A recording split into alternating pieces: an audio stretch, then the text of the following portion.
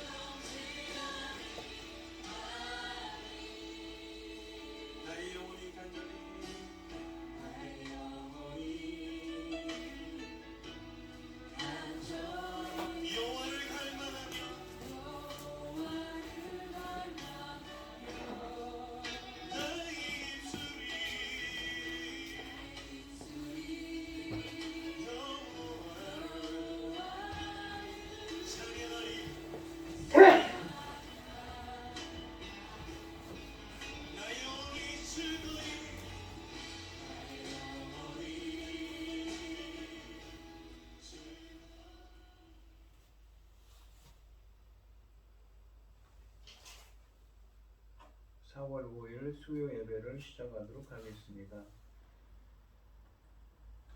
사도신경 하심으로 신앙 고백하시겠습니다. 전능한 사 천지를 만드신 하나님 아버지를 내가 믿사오며 그 외아들 우리 주 예수 그리스도를 믿사오니 이는 성령으로 잉태하사 동정녀 마리아에게 나시고 본디오 빌라도에게 고난을 받으사 십자가에 못 박혀 죽으시고 장사한 지 사흘 만에 죽은 자 가운데서 다시 살아나시며 하늘에 오르사 전능하신 하나님 우편에 앉아 계시다가 저희로서 산 자와 죽은 자를 심판하러 오시리라.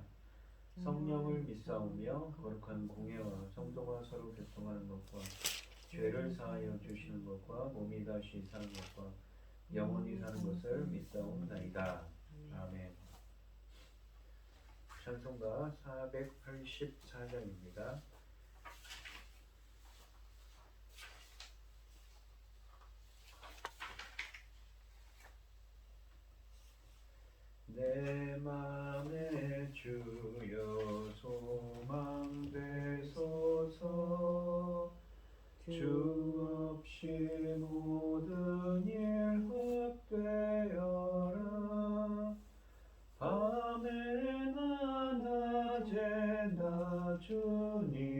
행바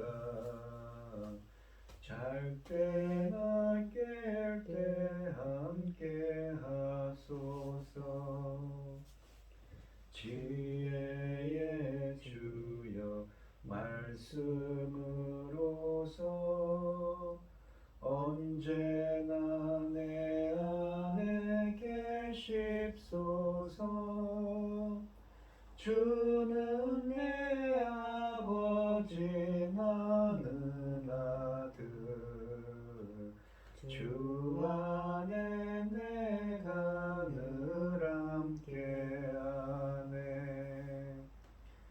주상의 영광 난 보여도 언제나 주님은 나의 기여. 주님만 내 맘에 계시오니 영원한 주님 참 귀하셔라. 영원한 주님 내 승리의 주 하늘의 기쁨을 주옵소서. 어떠한 고난이 닥쳐와도 만유의 주여 소망 되소서.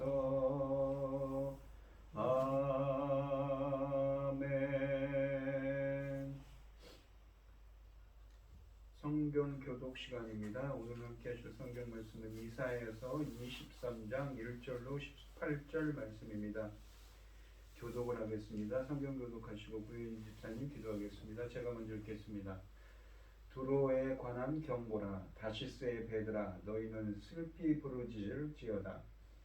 두로가 황무하여 집이 없고 들어갈 곳도 없음이요. 이 소식이 기띔 땅에서부터 그들에게 전파되었습니다. 바다에 왕래하는 시돈 상인들과 말미암아 부유하게 된 너희 해변 주민들아 잠잠하라.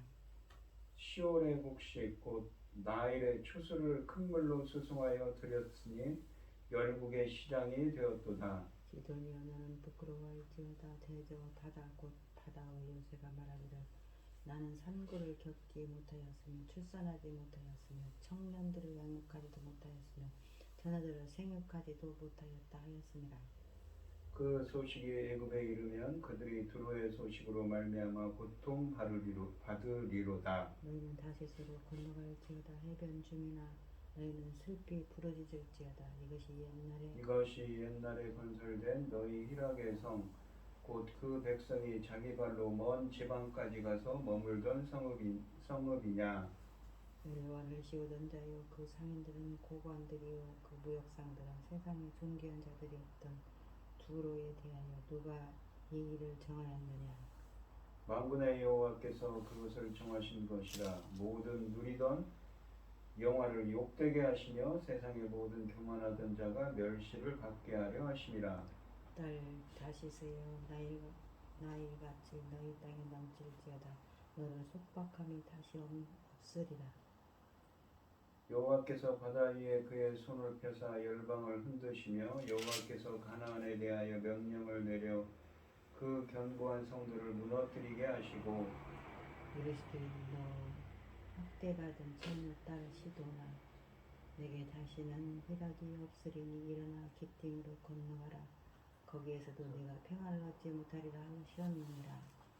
갈대아 사람의 땅을 보라. 그 백성이 없어졌나니 곧 아스루 사람이 그곳을 들짐승이 사는 곳이 되게 하였으되 그들이 망대를 세우고 궁전을 헐어 황무하게 하였느니라. 다시스 베드라 너희는 슬피 부르짖으라. 너희의 견고한 성이 파괴되었느니라.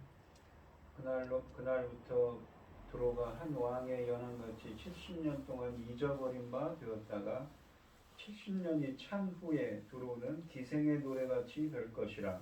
잊어버린 바 되었던 너 음녀여 죽음을 가지고 성읍에 두루 다니며 기묘한 곡조로 많은 노래를 불러서 너를 다시 기억하게 하라 하였느니라.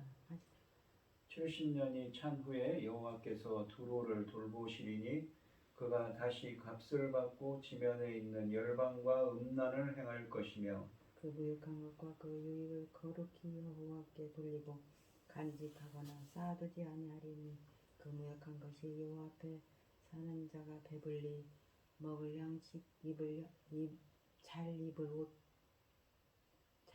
옷감이 되리라. 아멘. 아멘.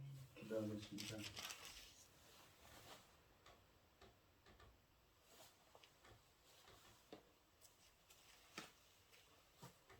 여호와는 긍휼이 많으시며 은혜로우시며 노하기를 더디하시고 인자하심이 풍부하시도다. 아버지가 자식을 긍휼히 여김같이 여호와께서는 자기를 경외하는 자를 긍휼히 여기시나니 이는 그가 우리의 체질을 아시며 우리가 단지 먼지뿐임을 기억하심이로다. 여호와의 인자하심은 자기를 경외하는 자에게 영원부터 영원까지 이르며 그의 의인은 자손에 이르느니라. 곧 너희 언약을 지키고 법도를 기억하여 행하는 자에게로다. 여호와께서 그 보좌를 하늘에 세우시고 왕권으로 만유를 다스리시는도다. 아멘. 천지 만물을 지으신 전능하신 하나님 아버지, 어리석고 보잘것없는 저희를 잘못 삼으시고 아버지의 사랑 가운데 살게 하심을 감사드립니다. 요란한 세상 가운데에서도 이 시간 하나님께 예배드릴 수 있도록 인도하심을 감사를 드립니다. 사랑의 아버지 하나님, 참 지금은 너무너무 귀한 시대에 우리가 시대가 도달하고 있습니다. 아버지 하나님, 이 귀한 시대에 열매가 될 새 시대를 하나님께서 새로 세우시고 열고 계신데 아버지 하나님, 정말 하나님이 기뻐하시는 그 열매들이 아버지 하나님, 우리는 열매들을 내야 하는 아버지 중요한 시점에 서 있습니다. 또 그 중요한 직분을 받았습니다. 아버지 하나님, 저희가 이 중요한 직분, 천금보다도 귀한 직분을 잘 감당하고 아버지 앞에 가야 하는데 여건들은 되지 않고 아버지 하나님, 어지러운 일만 주변에 이것저것 많이 생겨서 항상 기도하고 있지만 아버지 하나님, 이 나라를 지켜주시옵소서. 북한으로부터 지켜주시고 재난으로부터 지켜주시고 아버지 하나님, 하나님께서 이 나라를 제사장 나라로 세우셨는데 아버지 하나님, 저희가 너무너무 부족하여 죄송하고 아버지 하나님, 그 제사장 나라로 세우신 그 엄청난 일을 잘 감당할지 걱정이 많습니다. 아버지 도와주시옵소서. 천금 같은 귀한 사명 감당하고 아버지 앞에 갈 수 있도록 도와주시옵소서. 여건들은 되지 않고 아버지는 육신을 가진 우리는 생활하기 너무 힘들고 어렵습니다. 전능하신 하나님 아버지 도와주시옵소서. 잘 감당할 수 있도록 도와주시고 자신들을 스스로 잘 지킬 수 있도록 도와주시고 아버지 기뻐하시는 그 귀한 열매들 아버지는 놓치지 않고 잘 하나님께 아버지 드릴 수 있도록 아버지는 역사해 주시옵소서. 이 중요한 시대에 당신의 사랑하는 종 열매 거둘 말씀을 두고 강단에 세우셨으니 천금 같은 귀한 사명 그 말씀으로 인하여 아버지께서 받으실 귀한 열매들이 넉넉히 나올 수 있도록 도와주셨기를 원하고 억만 죄악 가운데서 우리를 구원해 주신 예수 그리스도 이름으로 기도드리옵나이다. 아멘. 오늘 함께 하실 하나님의 말씀의 제목은 부유한 두로의 몰락입니다. 이 해상 무역의 중심지였던 두로에 대한 하나님의 심판 경고가 본문에 담겨 있습니다. 하나님이 이곳을 심판하게 된 것은 지중해 해상 무역을 주름잡던 두로, 곧 페니키아인의 교만 때문이었습니다. 이 이사야서 13장에서 바벨론에 대한 경고로 시작한 예언이 두로에 대한 예언으로 막을 내리고 있습니다. 지역 면에서 볼 때는 동쪽 끝인 바벨론에서 서쪽 끝인 페니키아까지 펼쳐진 열방의 주권자가 여호와라는 것을 드러내고자 하는 말씀입니다. 이 1절부터 7절 말씀은 이 두로의 멸망이 전해지는 과정이 분명한 순서를 지니고 있음을 나타냅니다. 이 1절에서 보시면 이 본항인 두로로 향한 배들에게 먼저 선포되고 그 하나님의 심판이 말씀입니다. 그리고 2절부터 4절까지에서는 온 페니키아 지역에, 다음으로 5절에서는 이 이집트에, 그리고 마지막으로 6절과 7절에서는 온 세상에 이 두로의 멸망이 알려지고 있습니다. 1절에 보시면 두로에 관한 경고라, 다시스의 배들아 너희는 슬피 부르짖을지어다. 두로가 황무하여 집이 없고 들어갈 곳도 없으며 이 소식이 기띔 땅에서부터 그들에게 전파되었음이라 라고 말씀하십니다. 이 1절에 보시면 두로의 멸망 소식이 제일 먼저 그곳으로 향한 배들에게 전달됩니다. 두로에 대한 예언은 13장부터 27장에 등장하는 예언 중에서 특수한 위치를 차지합니다. 다른 예언들은 신비스럽고 불확실한 타이틀로 시작하지만 이 두로에 대한 예언만은 유일하게 구체적으로 도시 이름을 거명하고 있습니다.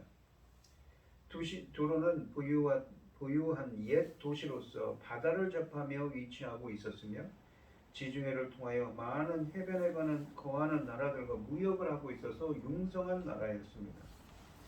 이곳의 정확한 위치는 시돈 남쪽 약 40km 지점으로서 레바논과 이스라엘의 국경에서 약 24km 북쪽에 있습니다. 이스라엘 역사에서 두로는 여호수아가 가나안을 점령했을 때 아셀 지파에게 주었었고 이 나라는 또한 솔로몬이 성전을 건축할 때 재료와 기술의 지원을 해주었습니다. 한편 본 예언이 말해졌던 시기는 아수르의 왕 사르곤 때, 그러니까 약 주전 710년경입니다. 이 예언의 성취는 이 주전 332년에 헬라 제국의 알렉산더가 두로를 정복함으로써 이루어졌습니다. 이 1절에서 보시면 기띔 땅이라고, 이 기띔 땅에서부터 그들에게 전파되었음이라, 이 소식이 무엇입니까? 바로 이 두로의 심판에 대한 소식이죠. 기띔은 이스라엘 서쪽에 위치한 그브로 섬을 통칭하는 말입니다. 이 이름은 그 성의 남동 해안에 위치한 키티온이라는 도시국가의 이름에서 이 유래를 했습니다. 다시스의 배들은 1절에 있는 이 다시스의 배들이란 말은 다시스에 있는 두로 사람의 무역선을 가리킵니다. 다시스의 정확한 위치는 알려지지 않았지만 대부분의 학자들은 오늘날 스페인의 한 도시였을 것으로 추정합니다. 이 1절 말씀은 다시스의 배들에게 슬퍼할 것을 말하며 시작합니다. 다시스는 스페인의 남서쪽에 위치한 항구 도시이기 때문에 다시스에 대한 언급은 두로가 지중해 연안의 모든 곳과 무역을 했다는 증거입니다. 이 구절은 다시스에서 두로인 고향으로 이 돌아오는 배들이 마지막 경유지인 기띔, 즉 지금의 사이프러스까지 이 잠시 정착하여 잠시 머물면서 짐을 나를 때 이 두로가 무너졌다는 소식에 절망할 것을 예고하고 있는 말씀입니다. 2절 말씀을 보시면 바다에 왕노하는 시돈 상인들로 말미암아 부요하게 된 너희 해변 주민들아 잠잠하라 라고 하십니다. 여기 보시면 해변 주민이라고 되어 있는데 이들은 두로, 그러니까 1절에서 멸망을 예언한 이 두로의 백성을 의미하는 것이라고 하는 견해가 있지만 그것은 자연스럽지 못하며 오히려 문맥상으로 이 해변 주민은 두로와 인근에 살던, 그러니까 두로 주변에 살던 두로와 무역을 하며 여러 가지 유익을 얻고 있던 해변 주민들을 의미하는 것으로 보아야 합니다. 한글 성경이 또한 잠잠하라 라고 번역한 이 히브리어의 의미는 슬퍼하라 라는 의미입니다. 다시스의 배들아 너희는 슬퍼 부르짖을지어다 라는 1절 말씀과 평행을 이룹니다. 두로의 멸망 소식이 온 그 페니키아에 전파되고 있습니다. 지역의 주요 도시가 넘어졌으니 당연히 온 지역에 큰 경제적인 파동이 올 수밖에 없습니다. 3절 말씀을 보시면 시올의 곡식 곧 나일의 초소를 큰 물로 수송하여 들였으니 멸국의 시장이 되었도다 라고 하십니다. 시올은 애굽 동부 국경 가까이에 있는 애굽의 강 이름입니다. 문자적으로는 어둡다는 뜻을 가지고 있습니다. 시올이란 명칭이 여기에서는 나일강과 동격으로 사용됩니다. 그러니까 시올의 곡식 곧 나일강의 추수라고 해요. 이 본문에서는 나일강과 동격으로 사용됩니다. 또한 아수르의 가장 큰 강인 유브라데와 나란히 사용되기도 예레미야서 2장 18절에는 유브라데스 강과 나란히 사용되기도 합니다. 근데 여기 보시면 큰 물로 수송하여 나일의 주수를 큰 물로 수송하여 들였다고 합니다. 큰 물은 무엇을 의미하냐면 지중해를 의미합니다. 이집트의 시올과 나일이 언급되고 있습니다. 시올과 나일은 비슷한 말입니다. 이집트는 주요 곡식 수출국이었으며 이집트 사람들은 두로의 배들을 고용하여 유럽까지 곡물을 수출했던 것이지요. 그러므로 지형적으로 보시면 멀리 떨어진 곳에 있는 나라가 두로의 멸망과 연결되어 먼저 언급되는 데는 충분한 이유가 있었던 것입니다. 그 당시 지중해 무역의 중심지였던 두로가 망하고 나면 세상의 모든 나라가 영향을 받을 수밖에 없습니다. 이사야 선지자를 통해 주님은 이집트를 언급함으로 이 같은 세계적인 여파를 잘 묘사하고 있습니다. 4절 말씀을 보시면 시돈이여 너는 부끄러워할지어다 대저 바다 곧 바다의 묘사가 말하기를 나는 산고를 겪지 못하였으며 출산하지 못하였으며 청년들을 양육하지도 못하였으며 처녀들을 생육하지도 못하였다 했습니다. 이 4절에서 언급된 바다의 요새라는 표현은 두로를 가리킵니다. 시돈을 포함한 이 페니키아 해변 성읍들이 멸망하는 것을 본 두로는 자신의 성읍들이 사라진 사실을 알고 해산하는 여인처럼 자녀를 낳지 못했다고 한탄할 것입니다. 해산하는 여인이 자녀를 낳지 못한다는 이미지는 이 이사야서에서 공의와 정의를 행하지 못하는 모습과 밀접한 관련이 있다고 26장 18절에 말씀하고 있습니다. 이런 점에서 두로의 멸망은 공의와 정의에서 이탈한 결과라는 신학적인 암시를 주고 있습니다. 5절에 보시면 그 소식이 애굽에 이르면 그들이 두로의 소식으로 말미암아 고통받으리로다 라고 하십니다.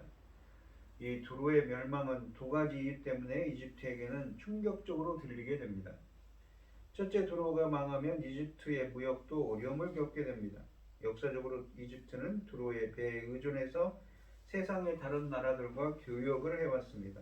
이제는 발이 묶였으니 경제적인 파탄이 상당할 것입니다. 두 번째로 두로는 이집트의 동맹국입니다. 두로를 파괴한 나라가 이집트를 다음 표적으로 삼으리라는 것은 충분히 예측 가능한 일이지요. 6절 말씀을 보시면 너희는 다시스로 건너갈지어다 해변 주민아 너희는 슬피 부르짖을지어다 라고 하십니다. 두로의 멸망이 그들이 식민지로 개발한 스페인의 다시스까지 전해집니다. 즉 땅끝까지 퍼져나가는 것이지요. 이 소식을 들은 세상이 믿을 수 없다는 반응을 보이고 있습니다. 7절에 보시면 이것이 옛날에 건설된 너희 희락의 성 곧 그 백성이 자기 발로 먼 지방까지 가서 머물던 백성이냐? 주님께서 물어보시죠. 성물이냐? 이 7절에 보시면 두로가 어떤 도시인데 망한단 말인가? 두로의 멸망은 세 가지 이유 때문에 더욱더 믿기 어려웠습니다. 첫째, 두로는 매우 활력이 넘치는 도시입니다. 히락의 성은 두로가 어떤 도시였는가를 잘 보여줍니다. 두로의 주민들은 온 세계에서 몰려든 이민자들의 사회였을 것으로 생각됩니다. 오늘날로 말하면 뉴욕이나 LA 같은 그건 대도시였던 것이죠. 두 번째로 두로는 전통과 역사의 도시입니다. 옛날에 건설된 도시국가였다고 쓰여져 있습니다. 옛날에 건설된 너희 히락의 성이라는 표현이 있죠. 오랜 역사를 가지고 있고 앞으로도 계속 존재할 줄 알았던 도시가 하루아침에 없어졌으니 충격이 컸습니다. 세 번째로 두로는 의욕이 강한 나라입니다. 두로 사람들은 위험을 무릅쓰고 자기 발로 먼 지방까지 머물던 나라였습니다. 자기 발로 먼 지방까지 가서 머물던 성읍이라고 표현을 하죠. 그러므로 두로 사람들은 세상에서 못할 일이 없을 것이라고 믿었는데 오히려 정복을 당했다는 것이 모두 믿겨지지 않는 것입니다. 하나님이 하시면 이처럼 인간적으로 불가능해 보이는 일이 일어나게 됩니다.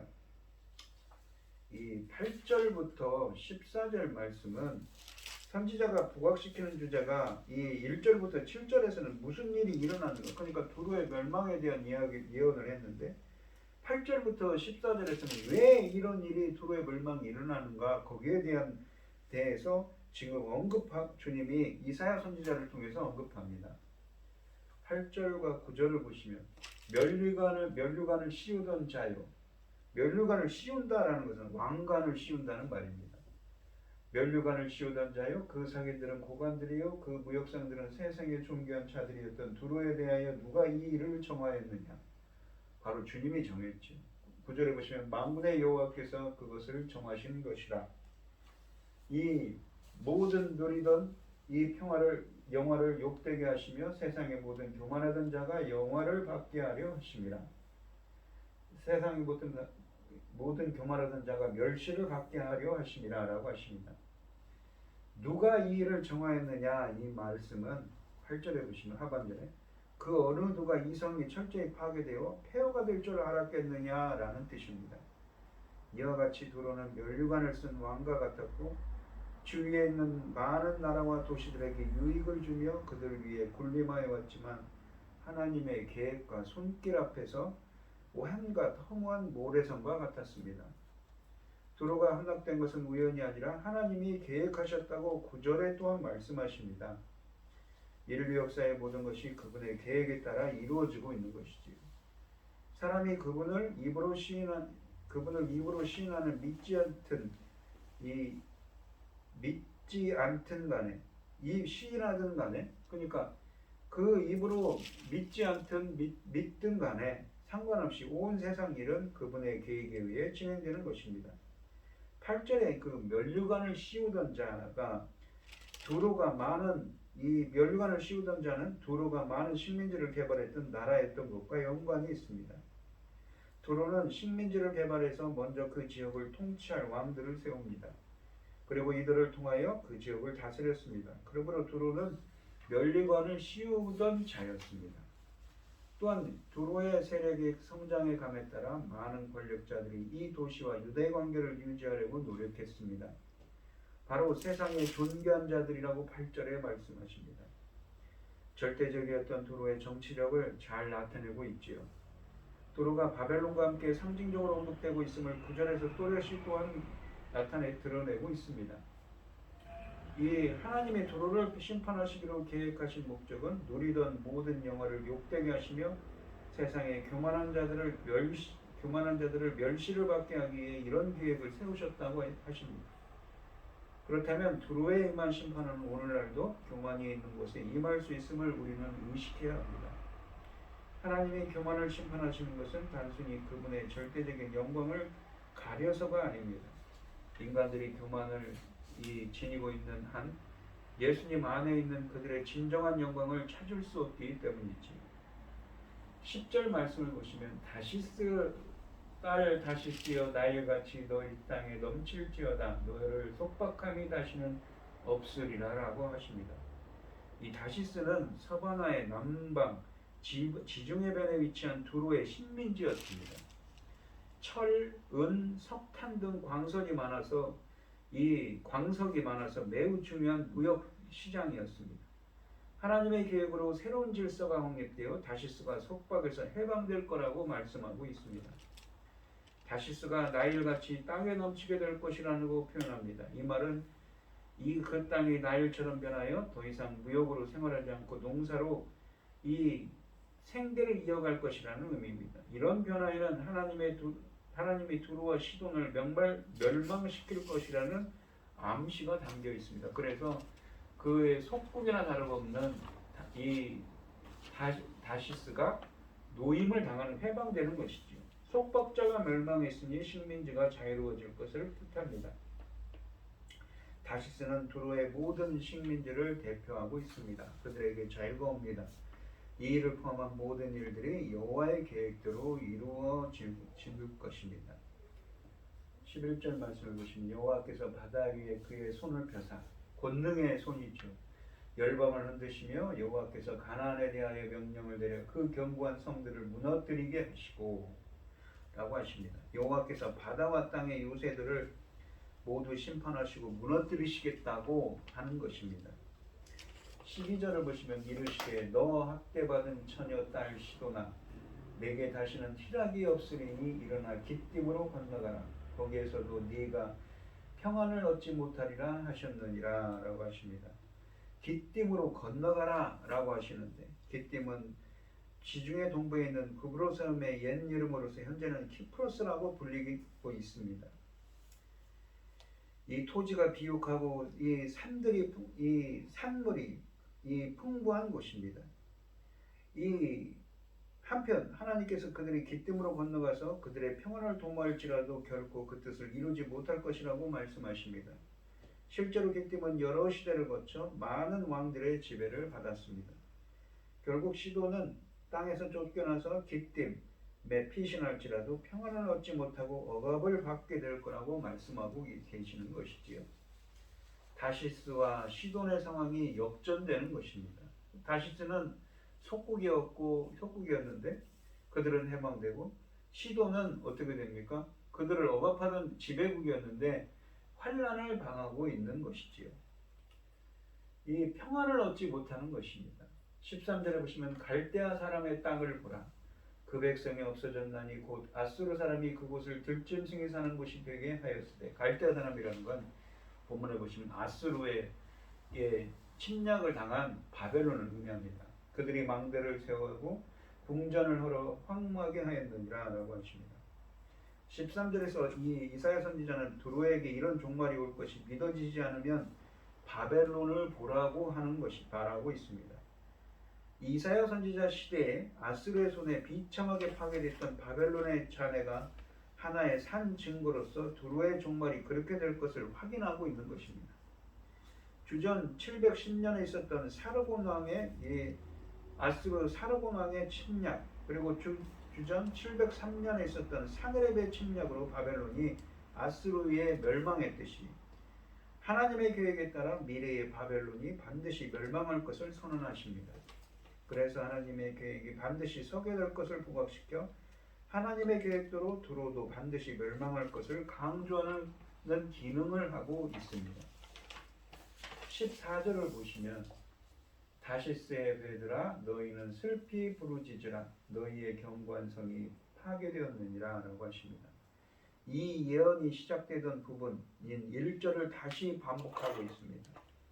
이사야 선지자는 이 다시스의 배들에게 슬피 울라고 말합니다. 이 모든 일들은 여호와께서 개입하셔서 이루신 일이라고 합니다.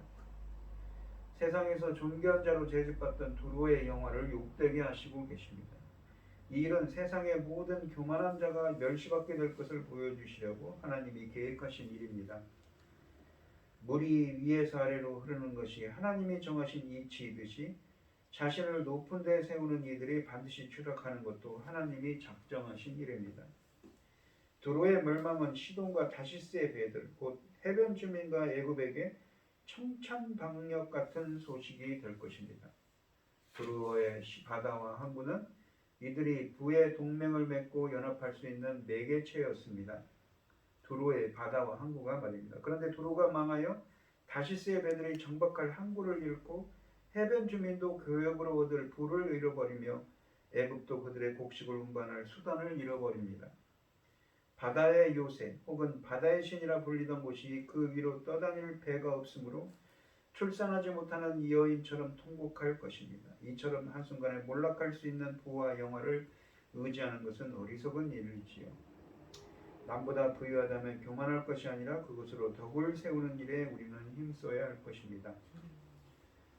이 15절로 18절 말씀은 두로에 대한 회복이 예언되고 있습니다. 그 예언에서 세 가지가 언급되는데, 첫째는 두로가 한 왕의 연합처럼 70년 동안 잊혔다가 그 기간이 지나면 16절에 소개되는 기생의 노래처럼 될 거라고 15절에 말씀하십니다. 15절과 16절을 보시면 그날부터 두로가 한 왕의 연합같이, 그게 70년입니다. 한 왕의 연합이라는 건 한 왕조의 그 기간이죠. 70년 동안 잊어버린 바 되었다가 70년이 찬 후에 두로는 기생의 노래같이 될 것이다. 기생의 노래같이 된다고 하십니다. 잊어버린 바 되었던 너 음녀여. 이게 그 기생의 노래가 무엇인지 16절에 설명하는데, 너 음녀여 수금을 가지고 성읍에 두루다니며 기묘한 곡조로 많은 노래를 불러서 너를 다시 기억하게 하라 하였느니라. 이 15절에 한 왕의 연한이라는 건 한 왕조의 기간을 나타냅니다. 그리고 이 70년이라는 것은 바벨론 왕국이 두로를 정복하여 다스리게 된 기간입니다. 두로는 기생의 놀이같이 될 것이라는 말씀은 이는 두로가 다시 자기 땅을 회복한 후에 이전의 영광과 명예를 되찾기 위해 온갖 수단을 총동원할 것을 가리키는 예언입니다. 즉 기생이 남자들을 홀리듯이 다시 주변 국가들과 무역을 하기 위해 이웃 국가들에게 추파를 던지게 될 것이라는 뜻입니다. 그래서 16절에서는 이전 버림바 되었던 너 음녀여 수금을 가지고 성읍에 두루 다니며 기묘한 곡조로 많은 노래를 불러서 너를 다시 기억하게 하라고 말씀하십니다. 두로가 70년 동안 잊혔다가 다시 기억하게, 그러니까 다시 회복하게 되리라는 말씀입니다. 그리고 또한 두 번째로는 17절을 보시면 이 70년이 지난 후 두루가 이전처럼 회복된다고 하십니다. 70년이 찬 후에 여호와께서 두루를 돌보시리니 그가 다시 값을 받고 지면에 있는 열방과 음란을 행할 것이며 라고 하십니다. 70년이 지나면 하나님께서 두루를 회복시키시고 옛날처럼 다시 해방무역을 하게 하십니다. 그때에 두루는 다시 제 몸을 팔아서 땅 위에 있는 세상의 모든 나라의 돈을 끌어들일 것입니다.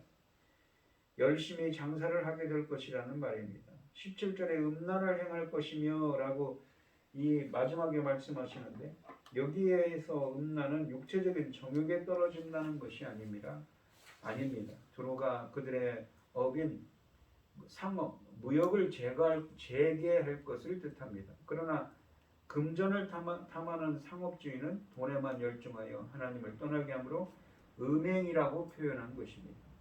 이는 또한 하나님의 은혜로 과거에 어떠한 상황에서 회복되었음에도 불구하고 이전의 나쁜 습관을 버리지 못한 채 다시 나쁜 행실을 하게 됨을 암시하고 있습니다. 70년이 찬 후에라는 말은 바벨론이 아수르를 치고 돌아와서 메대 바사에 의해 패망할 때까지의 기간을 말합니다.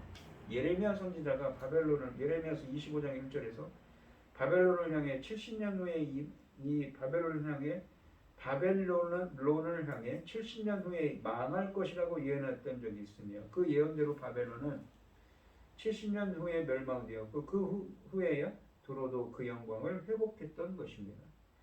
끝으로 18절에 보시면 그 무역한 것과 이익을 거룩히 여호와께 돌리고 간직하거나 쌓아두지 아니하리니 그러니까 이 무역으로 얻은 이익들을 자기들이 저축하지 않고 여호와 앞에 이 무엇입니까? 주님께 영광 돌린다는 것이죠. 주님께 드린다는 것이죠. 그 무역한 것이 여호와 앞에 사는 자가 배불리 먹을 양식 잘 입을 옷감이 되리라 라고 하십니다. 사업을 통해 얻은 것을 하나님께 바치게 될 거라는 말씀입니다. 두로가 무역하여 번 돈을 자기를 위해 쌓아두지 않고 여호와께 바칠 것입니다. 그러면 하나님을 섬기는 자들이 그 돈을 식량과 의복을 사는 데 사용하게 될 겁니다. 그 재물이 거룩하게 쓰일 것이라는 말씀입니다. 이 15절부터 18절까지 말씀은 두로의 회복에 대해 말씀하십니다. 선지자가 선포하고자 하는 메시지는 확실하지요. 결국은 모든 열방이 여호와의 백성을 위하여 존재할 것입니다. 두로를 비롯한 모든 열방의 노력과 노동의 열매가 하나님 앞에 거하는 사람들을 위하여 사용될 것이라는 뜻입니다. 그러므로 본문은 다시 한번 유다에게 권면합니다. 열방에게 가지 말라. 열방, 그러니까 세상을 의지하지 말라는 것이죠. 여호와의 계획에 따라 열방이 너희에게 올 것이라는 것입니다. 그들이 너희를 의존할 것이다 라는 것이죠. 이런 결론은 13장부터 23장까지 이사야서 13장부터 23장까지 말씀에서 전개된 열방에 대한 심판 선포의 적절한 결론입니다. 그러니까 이 두로와 같은 오늘 본문 말씀해 보시면 두로의 교만에 대해서 그 물질적으로 풍요한 두로의 교만에 대해서 심판합니다. 오늘 본문 말씀의 제목이 무엇입니까? 부유한 두로의 몰락입니다. 그들을 몰락시키고 그들을 통해서 엄청난 무역을 통해서 부를 쌓고 있는 이 교만한 자들이 하나님 앞에서 마치 바벨론이 멸망하는 것처럼 그들이 멸망할 것이고 아수르가 바벨론을 멸망하는 것처럼 그들도 멸망할 것이라고 말씀하고 있습니다. 그 말씀은 이 주전 332년경에 누가 멸망시킵니까? 바로 알렉산더 대왕이 멸망시켰다고 합니다. 그렇기 때문에 항상 겸손해야 되겠죠. 세상적인 것들, 세상적인 부여보다 또한 하나님의 말씀으로 우리가 풍성해지고 우리의 삶을 채우는 우리 여러분들이 되시기를 축원드리겠습니다. 기도하겠습니다. 하나님 아버지 감사합니다. 우리들은 육신을 입고 이 세상을 살아갑니다. 하지만 이 세상의 정욕과 이 세상의 뭔가 부귀영화보다는 그렇다 하더라도 하나님께서 주시는 말씀과 주님이 주시는 부유함으로 우리 삶을 채우는 저희들이 되게 하여 주시옵소서. 아멘. 이 모든 말씀 거룩하신 예수님 이름으로 기도합니다. 아멘. 찬송가 510장입니다. 510장을 하시고 축도를 하심으로 오늘 예배를 마치겠습니다. 하나님의 지름대 길이 빛나니 우리들도 등대되어 주의 사랑 비추세. 우리 작은 불을 켜서 험한 바다 비추세. 물에 빠져 헤매느니 건져내어 살리세. 죄의 밤은 깊어가고 성난 물결 설린다. 어디 불빛 없는가 보지 않는 물이 많구나. 우리 작은 불을 켜서 험한 바다 비추세. 물에 빠져 헤매느니 건져내어 살리세. 너의 등불 도두어라. 거친 바다 비춰라. 빛을 찾아 헤매느니 생명선에 건져라. 우리 작은 불을 켜서 험한 바다 비추세. 물에 빠져 헤매느니 건져내어 살리세.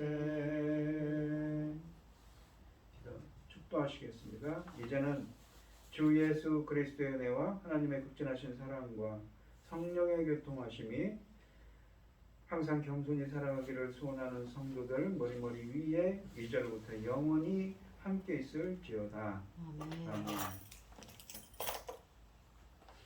감사합니다.